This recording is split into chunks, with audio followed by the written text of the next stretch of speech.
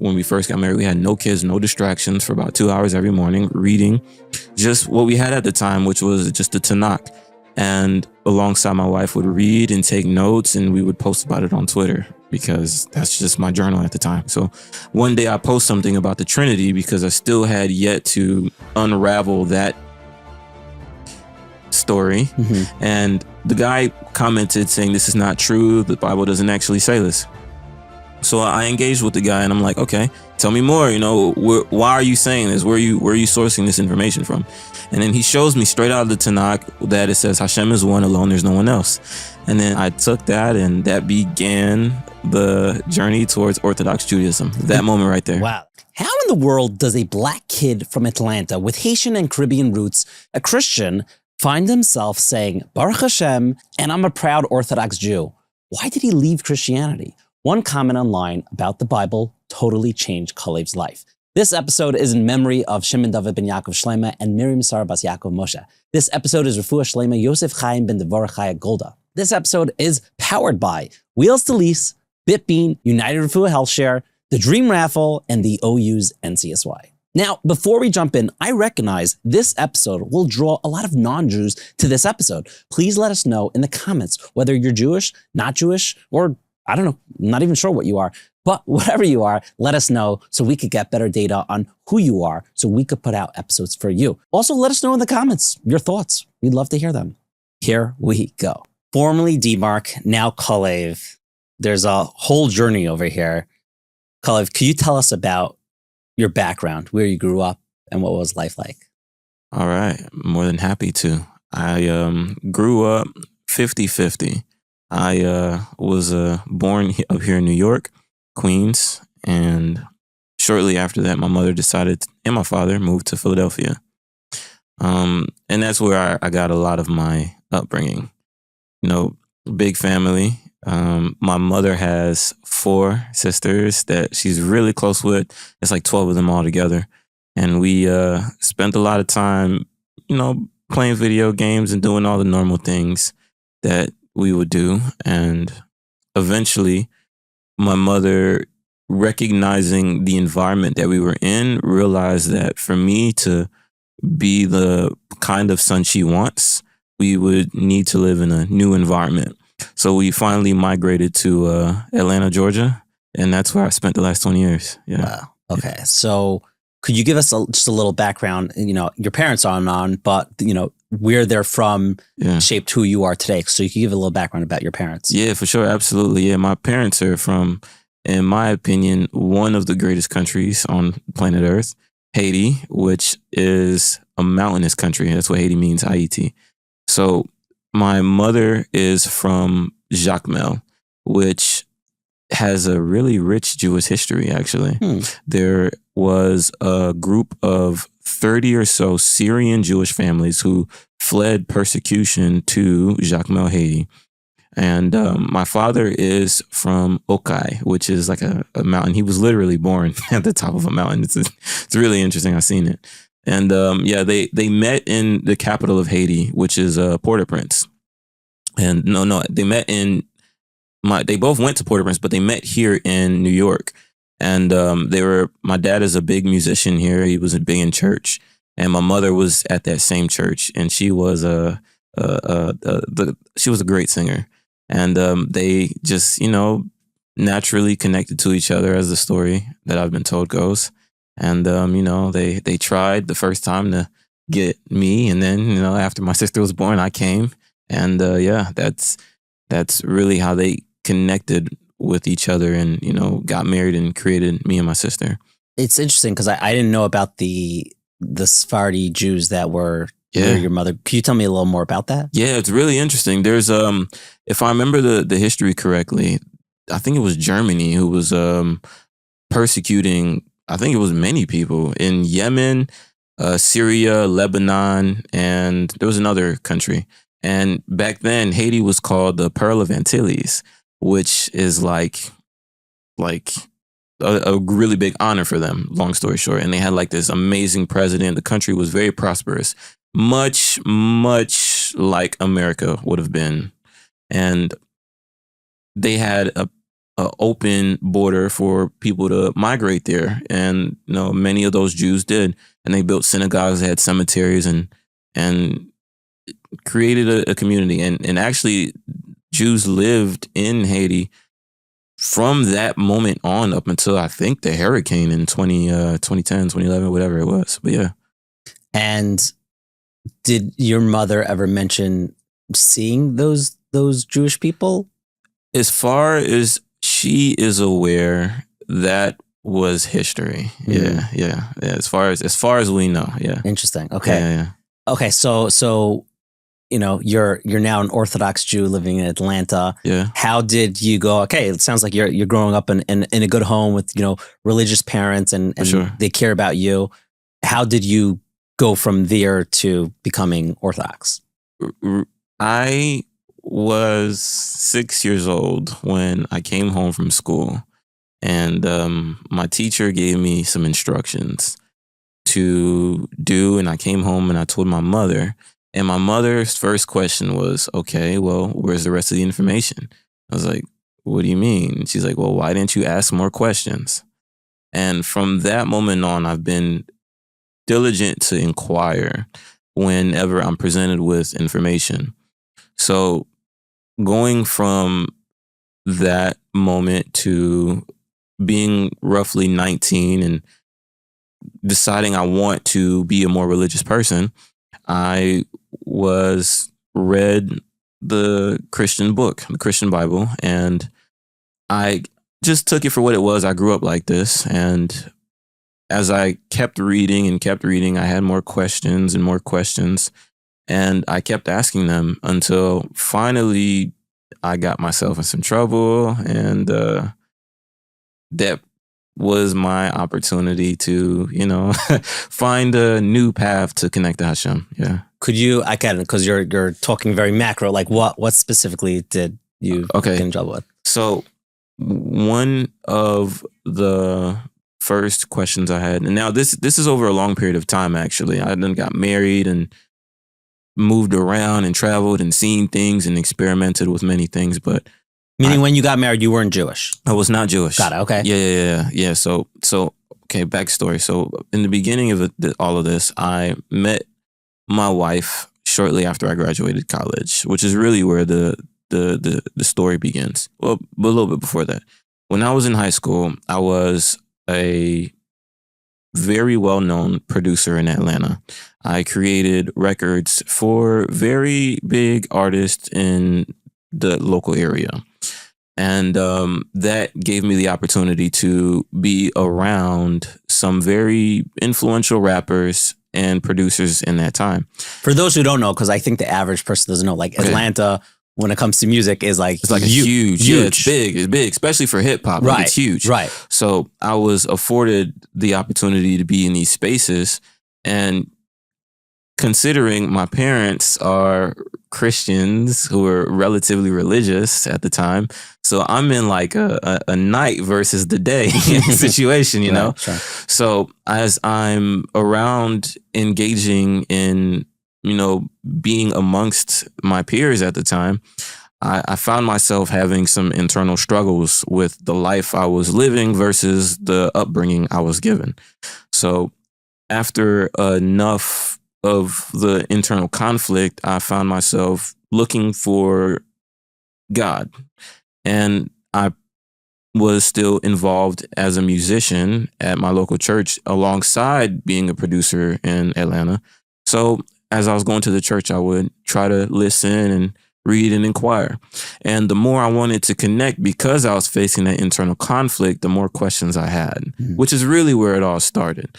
And as I started digging deeper and looking to reconcile and find a way to connect to God in the most authentic way possible, I started to be given breadcrumbs on what Hashem actually wanted from us, And the first thing that I learned was like Christmas was a fake holiday, or not fake, but it just wasn't a biblical holiday.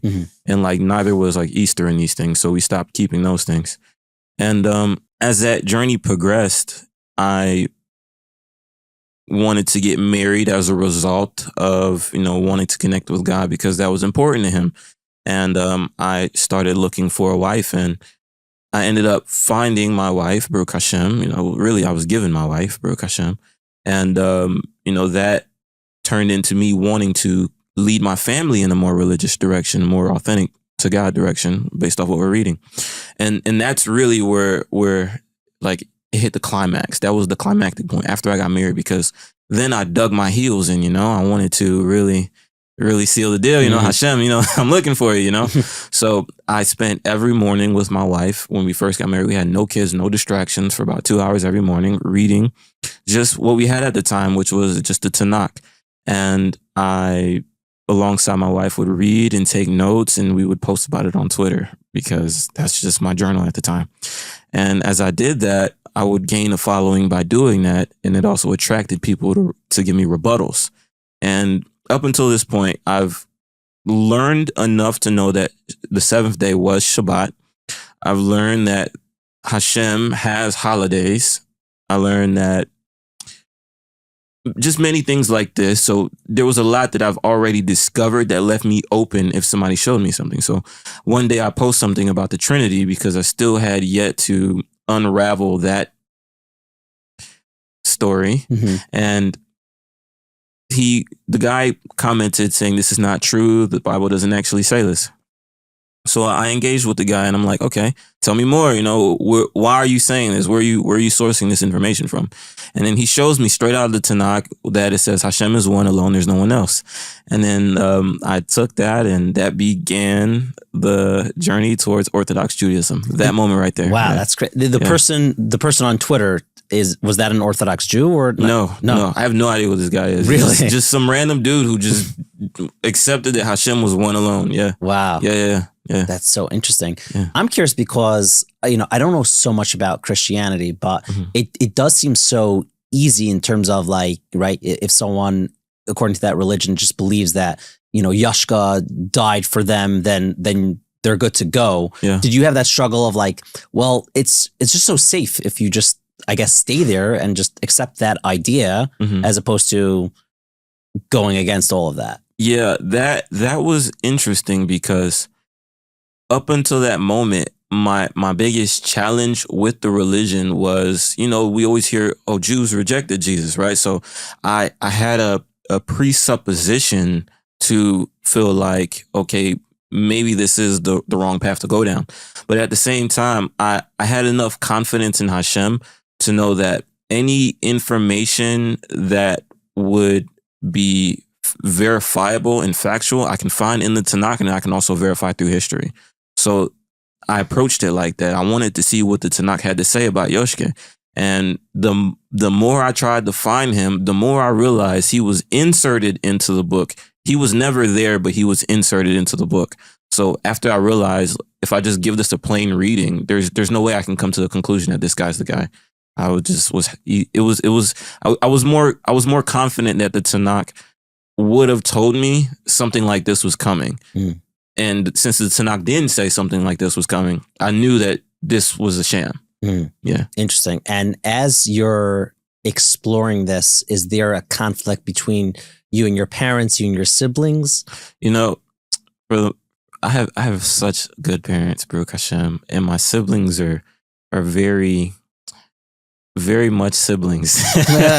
Because like when I'm talking to my mom about this, she's like, okay, whatever, as long as you find God, that's all good. She's super relaxed about it. My dad initially was like the same way. Like, I don't think he really understood, but he was like, okay, yeah, whatever. And my sister's like, you're going to do whatever you want to do anyway. So right. I was fortunate, like, in to be in a position where there wasn't much pushback from my immediate family, Baruch Hashem, yeah. And what about your wife? Was she like totally on board with you? You guys on the same page? Were you maybe a little ahead? Were you a little behind her? Yeah, I was a little ahead of her where I would look at the information and I'm telling her about it, and it would make her visibly uncomfortable because we grew up from childhood till now hearing that Yoshke loves us and he's the way and he's the truth and he's the life. And if you don't believe in this system that was created, then you're going to hell. And so as I'm looking through the Tanakh and questioning, what are we being saved from? Why do we need salvation? And asking these questions, she's just hearing me like, whoa, what is this guy going through? Did I marry a crazy guy? Right. But, after enough of me digging and building a lot of confidence from what I was reading, I'd say like, hey, babe, look at this for yourself. Don't take my word for it. Like, sit down. What is a Mashiach according to the Tanakh? Like, what are we being saved from? Where does Hashem even talk about like heaven and hell and all these things? Like, he's talking about the here and now. Like, look at this. And she, on her own volition, when I went to work, would read it, and she made her own decision. Baruch Hashem. Yeah. Now, I want to tell you something amazing. Eli was very interested, my brother, about learning a particular organization which is said to have saved Klal Yisrael tens of millions of dollars. So naturally, Eli, being the curious George that he is, reached out to the organization's CEO and said, is this for real? The answer, after extensive research on our team, is yes. Eli ended up sitting down with Rabbi Moshe Katz of United Refuah Health Share to find out what a health share even is and why people should care to learn more. No, it was not a paid episode because we don't do paid episodes at Living L'Chaim. Wildly, that episode across all the Living L'Chaim platforms has resulted in tens of thousands of views and listens, causing the phones at United Refuah to ring off the hook and their inboxes to flood in a good way. Props to you all on inquiring more from them. Now, United Refuah wants us to keep pushing this message in a commercial, which this is. And I'm doing it right here on Inspiration for the Nation. We're getting paid for this. For many, a health share makes so much sense. You can potentially save tens of thousands of dollars every year when compared to other healthcare options. Keep more in your pocket for simplicity and your family's priorities. And it's totally normal to have questions, which is why I encourage you to listen to the insightful Kosher Money episode where Rabbi Katz answers those very questions. The link to that episode and United Refuah's website is in the show notes. And by the way, Kosher Money is hosted by my brother, so please give him chizuk. I know they're not as big as this show, but go ahead and subscribe to Kosher Money. Check out United Refuah Health Share. Now, last thing before we jump back in, and you're going to hear what Kalev has to say about Kanye West. Here's the truth most business owners feel, but rarely say out loud. Your business is harder to run than it should be. Not because your team is bad, not because you're doing something wrong. I mean, maybe you are, but because your systems are usually broken. Slow software, disconnected tools, manual work that should be automated. Your staff could get confused, errors creeping in, hours wasted every week just trying to keep things moving. And that stress adds up and it compounds and it costs you money. Bitbean fixes that at the root. They don't sell you the shelf software and wish you luck. Good luck. They study how your business actually runs every time things break down, and they build a system around your operation so everything finally works together. Onboarding, scheduling, billing, inventory, reporting, client experience, front office, back end, how to make more money, where you're losing money, medical practices, nursing homes, law firms, real estate, logistics, retail. If you run a real business with real complexity, they've done this before. The result is less chaos, fewer mistakes, happier staff, and a business that finally feels under control, often with more revenue and lower costs at the same exact time. They offer a free consultation, no pressure, no sales tricks, just clarity on how much smoother your business could run. So go to bitbean.com and see what you are missing. Now back to this week's episode. As you're, growing closer to Judaism, was there a bigger distance between you and the hip hop scene? Yes. Even from, I hit my pinnacle. And right when I hit my pinnacle was when I had the most conflict. Because I'm at a point where millions of people are listening to records that I'm making. And that is a big accomplishment. And with that accomplishment comes the conflict of my parents raised me a certain way, and I'm going against many of my core values. So to resolve those conflicts, I really created a lot of space between me and music and many family members and many friends that I had at that time too. Yeah, I created a lot of space for sure. Where did you find the strength to do that? Because it was probably so much. It's so easy just to go like there's success here in the hip hop scene, and yes, of course, it's conflicting with core values, but at the same time, it could be like your future. Yeah, I mean, I have to say Hashem gave me that strength because hindsight being 2020, like it was definitely all based on like just what I was reading. And that was the only reason why I made those decisions. Like if I'm 100% confident, given those circumstances, what pulled me out of that was just having the confidence that this has to be true. I was brought up to believe that this is true. It has to be true, and I just kind of ran with it. Wow. Yeah. And when did you guys officially decide that Orthodox Judaism was the path for you? Okay, that was an accident. We asked so many questions. Like, okay, picking up the story where the young man showed me out the Tanakh that Hashem is only one. That created a probably 9-month discussion with my pastor at the time, where I was pretty much put in the hot seat. I had to defend my beliefs, and as I was defending my position, I dug deeper to see what was inside the book. And the more the pastor pushed the church's position, the more conflicts it created with what I was reading in the Tanakh. So much so that they eventually decided it was better for me not to be a part of the church anymore, you know, which was honestly a blessing in disguise, because we were living in Augusta at the time. I'm from Atlanta. My wife's from Savannah. We were traveling around, and the only reason we stayed in Augusta was because I had a job out there, and I had a church family out there, so I felt comfortable being out there. And once that relationship ended, all we really had was a job out there. So I was kind of forced to find a new, for lack of a better term, like a new religious community.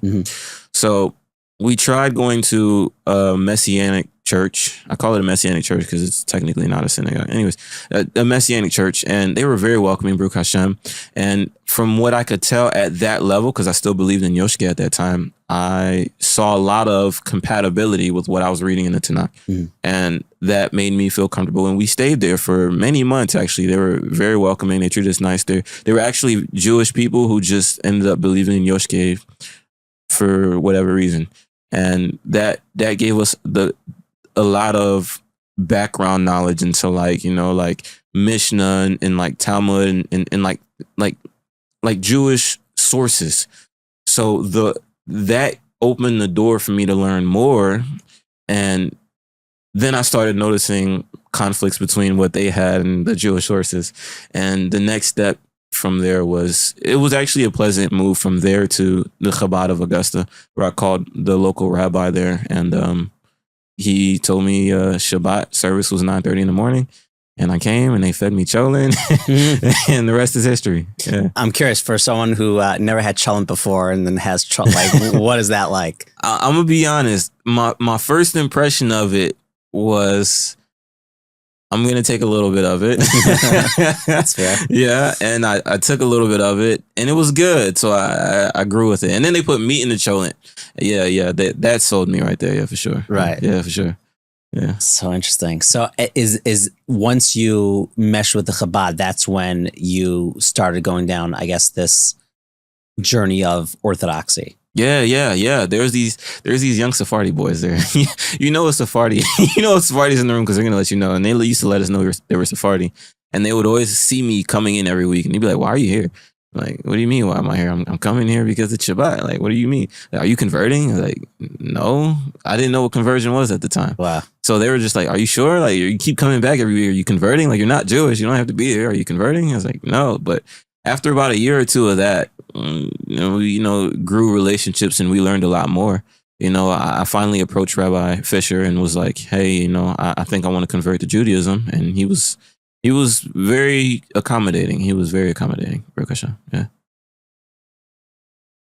At that point that you want to convert, are you scared to leave everything else behind technically, or were you ready?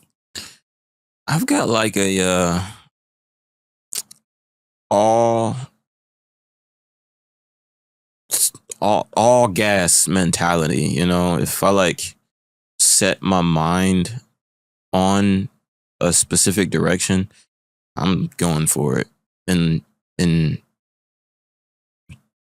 it's a bit bold because like there, what if it fails, what if something goes wrong, what if this is a bad decision, I don't know, but like I just kind of locked in on the decision, and like a big part of it, the influence was like, okay, this is Hashem. Like Hashem, at that point I was so convinced that Hashem kept his people, and like this was where he was.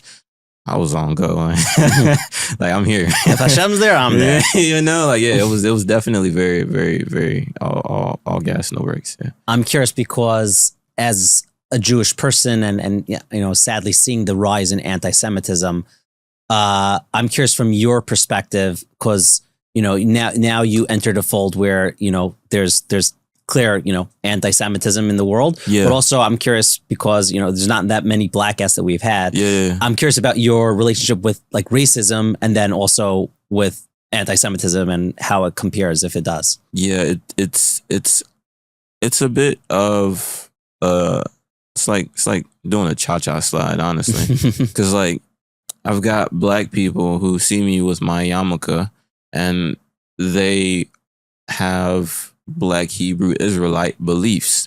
So where if I was just wearing a Philadelphia cap, it'd be a more friendly interaction. Now they see my yarmulke. Oh, you're Jewish? Those ain't the real Jews, and it's antagonistic. And fortunately for me, I create space between people like that, so it only can get so far. But it is a consistent thing where specifically the other black people who are Black Hebrew Israelites have an antagonistic approach with me. Now, as far as any other anti-Semitic person, they might make comments, which is honestly, they make comments, and I just keep a healthy distance, because it's like a lot of stuff happens at work. A lot of stuff happens when I'm walking about on the street, and I stick out like a sore thumb because I'm like this 5'10" black dude with a yarmulke on my head, right? Like they're gonna notice me. Right. So fortunately for me, a lot more people express fascination by my presentation. They want to know, wow, there's black Jews. I've never seen black Jews like this before. And some people will be like, okay, how can I do this? And that, which is appreciated. And actually 2 weeks ago, and I'm so conscious that, either they're really anti-Semitic or they're antagonistic, or they might be friendly if I'm lucky. So another guy, he sees me and he looks at my yarmulke and he's like, are you Jewish? And I'm like, it depends on who's asking. So he's like, no, I'm from Ghana. In Ghana, there's many black Jews. Are you Jewish? I was like, Brooke, he's friendly. Right. Yeah. That's so interesting. And when you guys officially converted, did you have kids yet or not yet? We just had one. We had we had both. We had two kids. We had my son and my daughter. And we had my baby boy. He was born right after I got kicked out of church. No, right before I got kicked out of church. He was born and then we got kicked out. And then my daughter was born a year later. Yeah. Could you tell me about the Frum community in Atlanta? It's so warm. Like there's a lot of people. My rabbi in Augusta, Rabbi Fisher, connected me with a local Chabad rabbi named Rabbi Yale in Atlanta. And so when I finally moved there, the community really embraced me because Baruch Hashem, Rabbi Fisher had made the connection for me. So there's many people who've invited me to their homes and made me feel so welcome, made my family feel so welcome. My kids have friends. My wife has friends. I have friends. It's a big, warm community. There's many Torah scholars there that I get to learn with. And, it's really charming. It's a really charming place. Like, it's a really charming place. Yeah. So you're Sephardi, right? Yeah. I took on the Sephardi minhag. So why the Sephardi? Is it because you mentioned before that there were others like Sephardim in the shul when you first started, or is it because your mother's background and connection there? All of the above, actually. So first those boys, I'm gonna leave them unnamed. I don't want to put them on blast like that, but they were very influential because before I knew anything about anything, they're like, "Oh, you're converting. You should become Sephardi." That was from the get go. But the Beit Din. Okay, so when a person decides they want to go through conversion, they have to go through a Beit Din, 3 rabbis, and the Beit Din, one of the requirements was that I should have a chavruta, a person to learn with. And this chavruta is actually an older Ashkenazi gentleman that I've learned with probably a year and a half, going on 2 years now. And one of the things he said that really stuck with me is like, you should become Sephardi because, the culture is probably going to be more similar to what you grew up with. And that was the second big influence. And the third influence actually was I had a buddy. I'm gonna leave him unnamed. I don't want to put him on blast like that. But his words to me were effectively, "You're never truly gonna be Sephardi. You're never truly gonna be Ashkenazi. You're never truly gonna be anything. You're gonna be Haitian. You grew up a certain way. Whatever you can keep that's gonna be kosher, you should keep." And like that really hit home for me. And like when I found out there were Sephardi Jews in Haiti, I was like, nah, this has gotta be it. Yeah. Wow. So that was a big decision. And then I talked to Rabbi Yale, knew about it, and he made me feel comfortable. He told me, like if I'm gonna make a decision, I'll stick with it. So the Atlanta community is, from what I hear, a unique community. We have all different shuls on the same block. So we got the Chabad, we got the Sephardi shul, we got the Bex Jacob, which is the big shul, and all these shuls on the same block. So it's like a hop, skip, and a jump away from the Chabad to go to the Sephardi shul. So I finally went there, and I talked to the local rabbi there, who's a big posek actually. And I asked him, I was like, "Hey, this is what I want to do." When I converted, I had the Chabad Ben Hagim, but I want to be Sephardi. Is like, can I do that? Is that like a thing? He's like, "Yeah, you can do that. Once you do it, you can't go back, but yeah, you can do that." So that was like the transition. Yeah. So cool. Yeah. We will be right back to this week's episode, but first, let's talk about Wheels to Lease, the smartest way to get your next car. I know you're listening to this likely at the end of 2025 or 2026, but a car can become one of your biggest unnecessary expenses, and it can also be one of your biggest headaches. When it comes to Wheels to Lease, they hook you up with the right car for you. They'll even tell you, by the way, we recommend not to get that car. Oh, you need a better price than that? We could hook you up.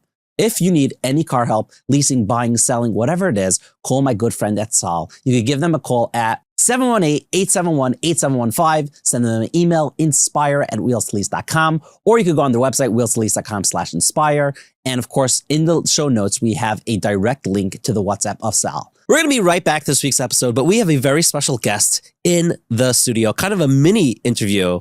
Rav Shmuel, could you tell us why you're here in America? I'm here in America, first of all, to see my daughter and son-in-law and 2 very cute grandkids. Okay, beautiful. Let's put the record straight. Sure. That's why I got. However, if I'm already here, I am working on this dream raffle. We're saying off camera, I think it's the best giveaway raffle, period. It is. You show me a raffle that's giving a $1.2 million fully furnished, brand new apartment in the heart of Yerushalayim for a ticket of $200. And if you use code INSPIRE, $190, because you can save $10. Guys, please use it. In any case, we're really pushing the raffle. Baruch Hashem, it's amazing. And people are joining. We had a bonus raffle. We're having another one right now. And someone from France, a woman who never bought before. When I spoke to her, she speaks Hebrew. I don't speak any French, but we both, in Hebrew. And she said she heard that we support Chayalim, soldiers, and she said, "You support IDF soldiers, I'll support you." She bought 1 raffle ticket and won a $15,000 bonus. Wow. So it's worldwide, and we're giving people the opportunity to you just need to buy 1 raffle ticket. You could obviously buy more if you want, but 1 raffle ticket and you can win a brand new apartment in the heart of Yerushalayim. It's amazing. It's beautiful. And I've said this before. I know the person who won last year. He took the cash and then... He took the cash. There's a cash alternative, which is fine. Yeah, it's amazing. And, we don't ask that. But you know something? I brought something for your viewers to see. Okay. I know that a lot of people listen to this, so if you're watching it, see this? Oh my gosh. This is the key. It. This is the key to the apartment. You win, you get That's this it. key. Can I hold it? Can you I hold can hold the key? this key. Here it is. I'm like channeling Hashem. Please help me win this because I joined the There raffle. it I is. buy a ticket. This is really the key. Where's the camera? Yeah. This is the key to the apartment. And Bezrat Hashem, it would give me great pleasure to give this to someone who heard this on Inspiration for the Nation. I'm davening for that. First, I'm davening for that. Second, I'm davening that I'm the one. But it might look too much like a setup. But like, if an Inspiration listener wins, I will be so happy, and maybe we'll interview them as part of this for next year. That's great. So it's important to know that you put in code INSPIRE. Sure. Okay, as you see on the screen, and you save $10. But also, we're giving 1 + 1. So you buy 1 ticket, you get 2. Buy 5 tickets, get 10, and so on. So this is a great raffle, and the money goes to amazing, amazing things. You know, Am Yisrael Chai Foundation, which is the organization that I founded that runs the Dream Raffle.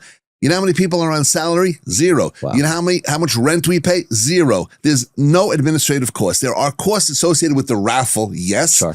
But after that, all the money goes to support amazing projects across Israel that build up the land, that strengthen the Torah, that support the IDF, that really do wonderful things for the land, the people, and the Torah of Eretz Yisrael. Amazing. We're going to obviously link everything below. Where's the best place that they could go to buy their ticket? TheDreamRaffle.com. For some reason, somebody took Dream. Okay, so we have the Dream Sounds Raffle. a little cooler, you know? Yeah, the Dream Raffle, or the DreamRaffle.com.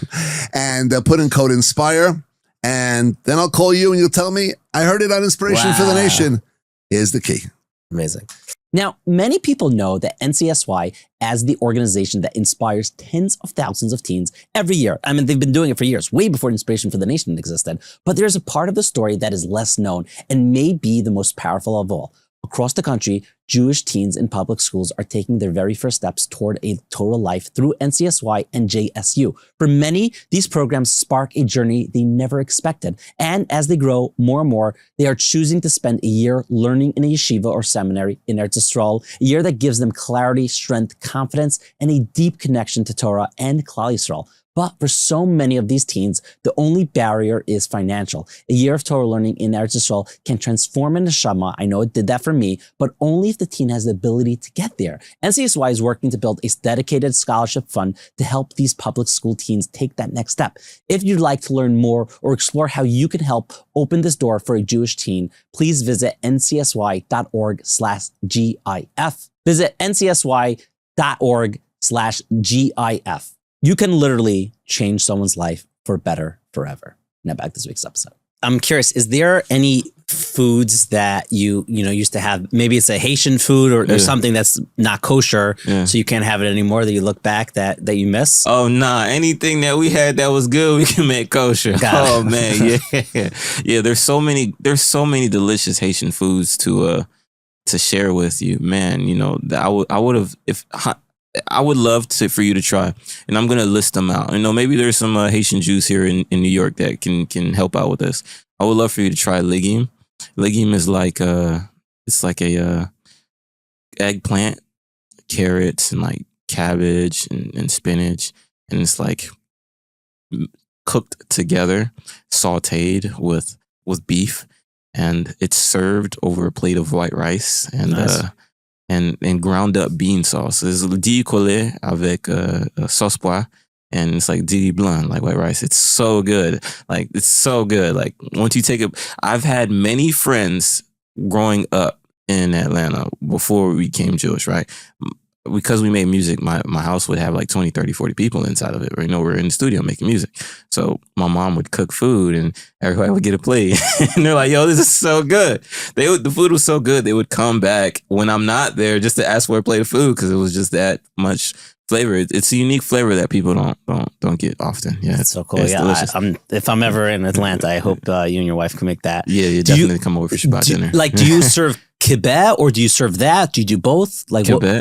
One more time. Like kibbeh, it's like a Sephardi food. I don't know. No, I don't know many Sephardi food. No. I know Asian food. Yeah, got it. Yeah. Fascinating. Very fascinating. I'm curious, out of the 613 mitzvahs, there's a lot, and I'm sure you like and love so many of them. Yeah. But is there one mitzvah that stands out a little more than the rest? Easily love your neighbor as yourself, because, you know, we judge ourselves favorably, and it takes active effort to judge your neighbor favorably. And it's something that can be done at every interaction. I think it's the most frequent mitzvah we can do, in my opinion. So that's my favorite one. I connect with it because it's just so I think it's a big challenge. I think it's the biggest challenge. It's the hardest mitzvah to do in my opinion. Cause like, okay, fine. This guy had an attitude, now I'm going to judge him in an unfavorable manner and like have an issue with him about it. Right.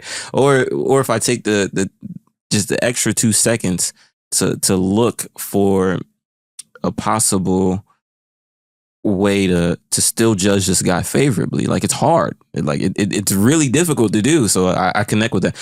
I like hard things. So I personally am attracted to that one because I think it's the most difficult. Yeah. Yeah. That's a good point. Yeah. So your Hebrew name is Kalev. Kalev, yeah. So what? I mean, there's a lot of names, but why Kalev? Why do you go with Kalev? So Baruch Hashem, my wife and I were really looking for the right names, and we deliberated over what names we were going to have for months on end.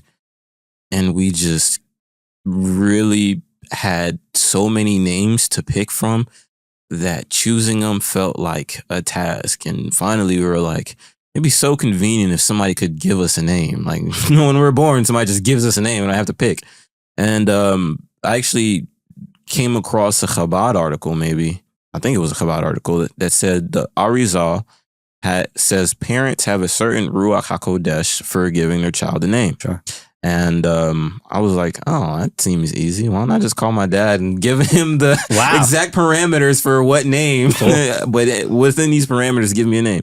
So he was actually visiting from Haiti at that time. He was with us. And I'm like, Dad, hey, if you were to give me a name from just the Old Testament, that's it. What name would you give me? And he didn't even think about it. He was like, Caleb. I was like, okay.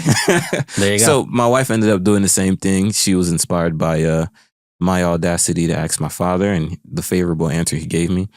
And she asked her mom, and her mom didn't even bat a second. Her mom was just like, oh, Chana.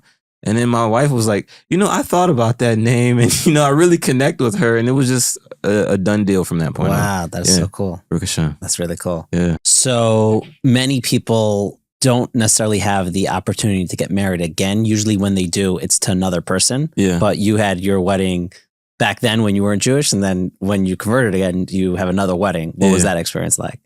The old saying is, if you do it right, you won't have to do it twice.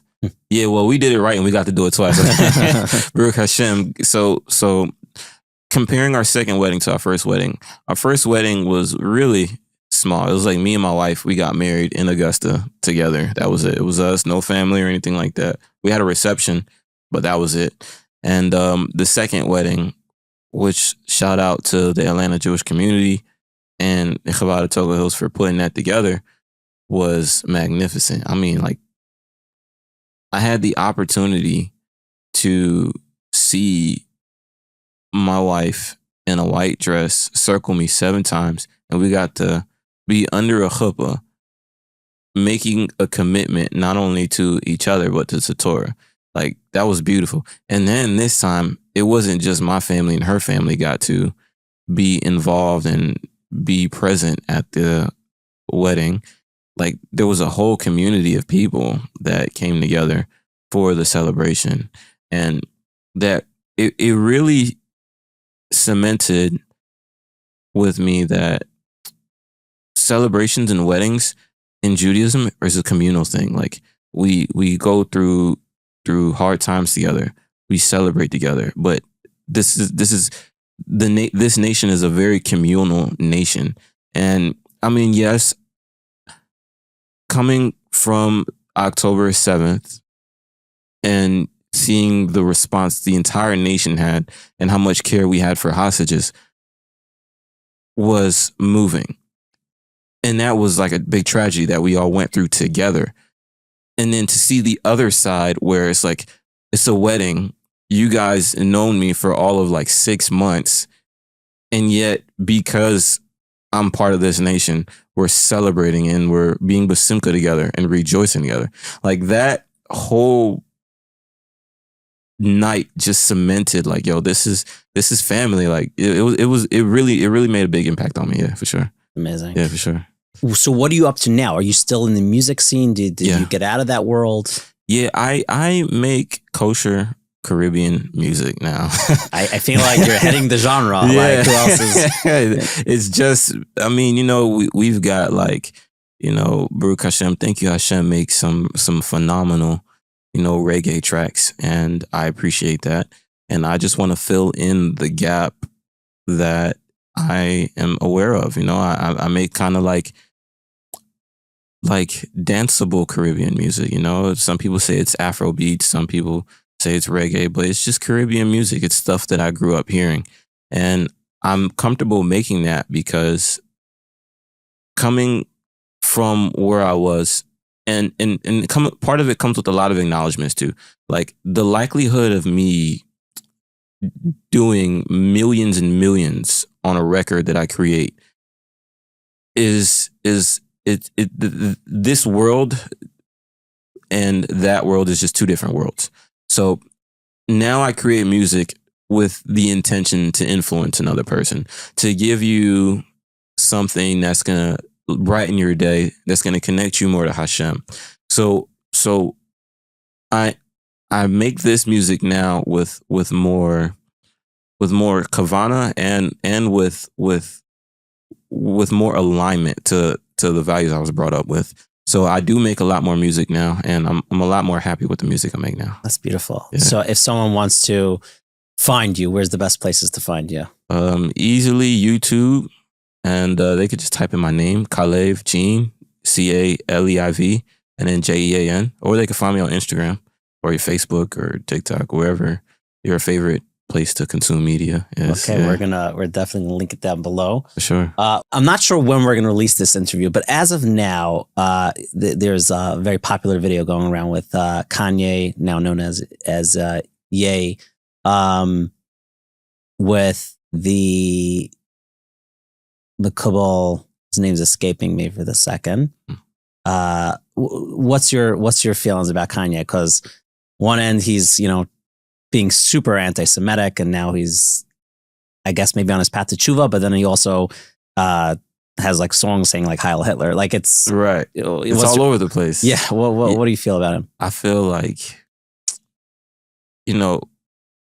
being somebody who's seen Kanye and listened to a lot of his music growing up, I have a lot of respect for his musical decisions.